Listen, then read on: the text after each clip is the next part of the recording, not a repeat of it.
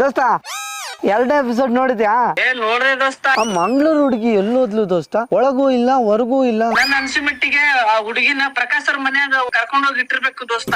ಈ ವಿಷಯ ಪ್ರಕಾಶ್ ಸರ್ ಕೇಳಿದ್ರ ನಿಂಗ್ ಮನೆಗ್ ಬಂದು ಹೊಡಿತಾರ. ಸುಮ್ಮನೆ ಅಂದೆ ದೋಸ್ತ. ಮತ್ತೆ ಏನೇನೋ ಟ್ವಿಸ್ಟ್ ಇದೆ ದೋಸ್ತ. 2 ವಾರಕ್ಕೆ ಫೈನಲಿಸ್ಟ್ ಯಾರು ಅಂತ ಏನೋ ಗೊತ್ತಾಗತ್ತಂತೆ.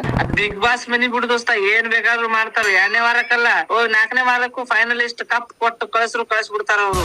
ನಿನ್ನೆ ಬಿಗ್ ಬಾಸ್ ಮನೇಲಿ ಜಗಳ ಶುರು ಆಯ್ತು, ನೋಡಿದ್ಯಾ? ಅದೇನ್ ಜಗಳ ನಾ ಊಸ್ ಬಿಟ್ಟಂಗೆ ದೋಸ್ತ, ಬಂತು ಹೋಯ್ತು. ಆದ್ರೆ ಆ ಮಂಗಳೂರು ಹುಡುಗಿ ಎಲ್ಲೋಯ್ತಂತ ಗೊತ್ತಾಗ್ಲಿಲ್ಲ ದೋಸ್ತ. ದೋಸ್ತ ಯಾಕೋ ನಿನ್ ಹುಡುಗಿಗಿಂತ ಜಾಸ್ತಿ ಈ ಹುಡುಗಿ ಬಗ್ಗೆ ತಲೆ ಕೆಡಿಸ್ಕೊತಿದ್ದಿ.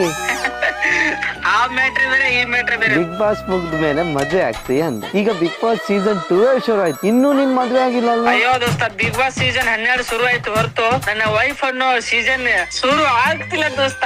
ಲಘು ಆಗ್ಲಿ ಅಂತ ಬೇಡ್ಕೊರೋ ದೋಸ್ತ.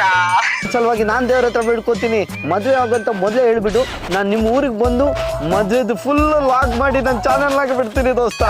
ಈ ನನ್ನ ಮಗ ಬಿಟ್ರೆ ನನ್ ಫಸ್ಟ್ ನೈಟ್ ವಿಡಿಯೋ ಮಾಡಂಗ ಅದಾನೆ. ಬಾಯ್ ಬಾಯ್. ಮಕ್ಕಳಪ್ಪ ದೋಸ್ತ.